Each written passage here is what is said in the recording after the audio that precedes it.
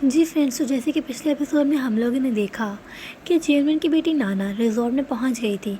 अब देखते हैं आगे। लाशन चेयरमैन और उसकी बेटी को बहुत ही अच्छे से वेलकम करती है और नाना को ये रिजॉर्ट बहुत अच्छा लगता है। वो तारीफ़ करती है। लाशन कहती है कि तुम्हें यहाँ पर चक्कर लगाते रहना चाहिए, हम हमेशा रेडी हैं तुम्हें वेलकम करने के लिए। लाशन के साथ वहाँ पर रिजॉर्ट का सारा स्टाफ भी मौजूद होता है। नाना आते ही अपने डैड से पूछती है कि डैड, यहाँ पर बायोंग्सी की ट्रेनिंग कहाँ पर हो रही है, क्या मैं देख सकती हूँ? जिस पर उसका डैड कहता है हाँ हाँ क्यों नहीं, मैं तुम्हारे लिए अरेंज करवाता हूँ। लाशन की शक्ल देखने वाली होती है क्योंकि अभी तक बायोंग्सी वहाँ नहीं पहुँचा होता। वो लाशन को कहता है कि नाना को योंग्सी की ट्रेनिंग की तरफ ले चलो। जिस पर लाशन हैरानगी से कहती है अभी? जिस पर वो कहता है हाँ क्यों, अभी क्यों नहीं। लाशन को मजबूरन नाना को अपने साथ ले जाना पड़ता है। दूसरी तरफ हम बायोंग्सी को देखते हैं जो कि अपनी स्विमिंग ट्रेनिंग में वापस पहुंच चुका होता है। वो अपने टीममेट से मिलता है। जियांगशु को लगता है कि योंगसू उसकी वजह से यानी उसको याद करता हुआ वापस आ गया है। जियांगशु का फ्रेंड योंगसू को कहता है कि तुमने तो आना जाना लगाया हुआ है, अगर तुमने आना ही था वापस तो हमने फेयरवेल क्यों रखी। योंगसू से कहता है आई एम सॉरी अगर मैंने तुम्हें परेशान किया। जियांगशु लांतियान से पूछता है कि क्या तुम वापस लाए हो इसको। लांतियान कहता है नहीं, मैं नहीं लाया, बल्कि अगर ये चला जाता तो मुझे बहुत सुकून होता। तभी जियांगशु कहता है अच्छा तो तुम सॉन्ग चाचा के लिए वापस आए हो। जिस पर योंगजी कहता है नहीं, मैं कोर्स के लिए वापस आया हूँ। जिस पर जियांगशु बहुत हैरान होता है। तभी वहाँ पर नाना आ जाती है और योंगजी को बुलाकर कहती है कि मैं आपकी बहुत बड़ी फ़ैन हूँ और उसे देखकर बहुत खुश होती है। लांतियान के डैड जो कि नाना के साथ होते हैं वो भाई योंगजी को बताता है कि ये जिंगशिंग ग्रुप चेयरमैन की बेटी है जो कि तुम्हारी बहुत बड़ी फ़ैन है। वो दोनों एक दूसरे को हेलो कहते हैं। और फिर नेक्स्ट सीन में हम देखते हैं लांतियान के डैड, योंगजी और नाना एक साथ डिनर कर रहे होते। वो सब डिनर कर रहे होते हैं। नाना लांतियान से पूछती है कि तुम अब एक स्विमर बन रहे हो, मुझे लगा कि तुम अपने डैड के साथ काम कर रहे होगे।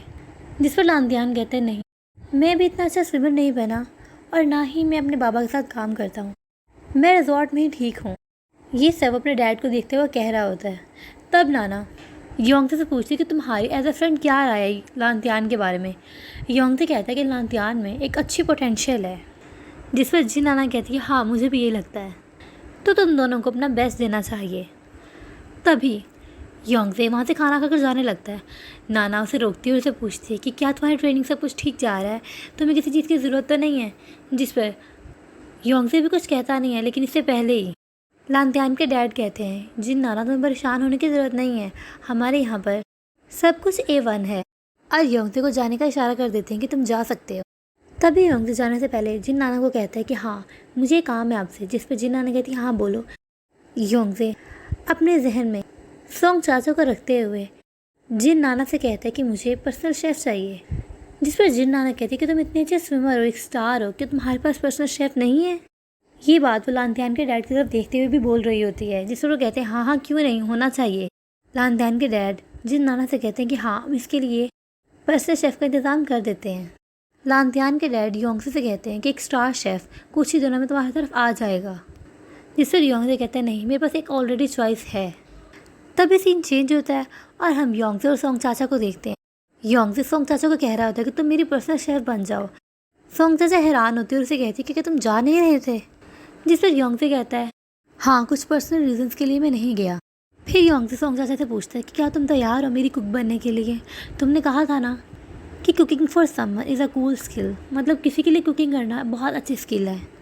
जिस पर चाचा कहती है हाँ लेकिन किसी का प्राइवेट शेफ़ बनना, मैंने कभी कुकिंग सीखी नहीं है, मुझे बस कुछ गिनी चुनी चीज़ें ही आती हैं बनाना और बहुत डिफ़िकल्ट भी है कुक करना। और फिर वो योंगसे से पूछती है कि तुम मुझे कहाँ ले जा रहे हो। योंगसे सोंग चाचा का हाथ पकड़कर उसे लांतियान के डैड के पास ले जाता है और जाकर कहता है कि ये ही है जिसे मैं एम्प्लॉय रखना चाहता हूँ। लांतियान भी वहीं पर होता है और जिन नाना भी। लांतियान के डैड बहुत हैरान होते हैं कि क्या तुम इसे रखना चाहते हो, और हंसते हुए कहते हैं कि इसके पास तो सर्टिफिकेट भी नहीं है। लांतियान भी बहुत हैरानी से उसे देख रहा होता है। योंगसे कहता है मैं बस इसी को एम्प्लॉय रखना चाहता हूँ। इससे पहले कि मिस्टर लॉन कुछ बोलते जिन नाना कहती है कि हाँ हम इसे रख लेते हैं, मे बी इसके पास कुछ यूनिक स्किल्स हों। वो योंगसे को कहती है कि तुम जो करना चाहते हो तुम कर सकते हो। जिस पर योंगसे उसका शुक्रिया अदा करता है। जिन नाना की बात सुनकर ना चाहते हुए भी मिस्टर लान को उसकी बात माननी ही होती है और लांतियान का भी मुंह बन जाता है। उसे बहुत बुरा लगता है। फिर वो सब वहाँ से उठकर चले जाते हैं। उनके जाते ही सोंग चाचा योंगसे से कहते हैं कि तुमने मुझे एम्बेरस क्यों करवाया। जिस पर योंगसे कहता है कि मैं नहीं चाहता कि तुम कहीं भाग जाओ या छुप जाओ इनसे।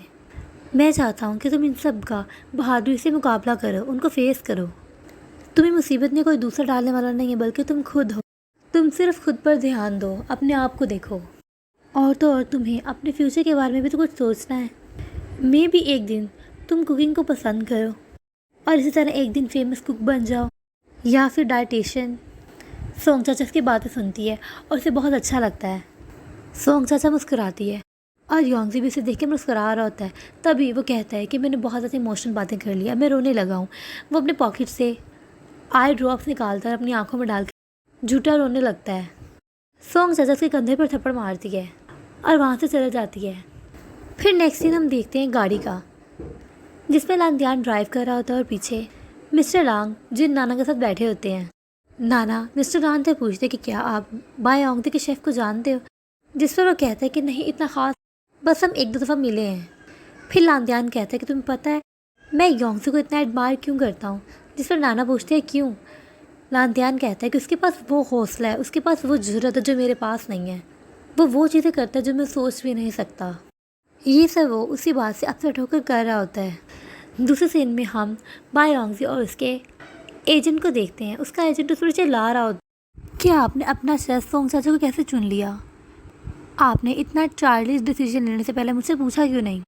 योंगजी कहता है कि मेरा सबसे बड़ा चार्लिश डिसीजन तो तुम हो कि मैंने तुम्हें अपना एजेंट रखा।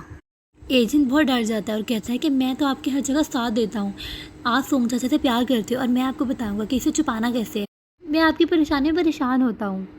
मुझे तो आपका एजेंट होना चाहिए था। योंगजी उसकी बकबक सुन रहा होता है।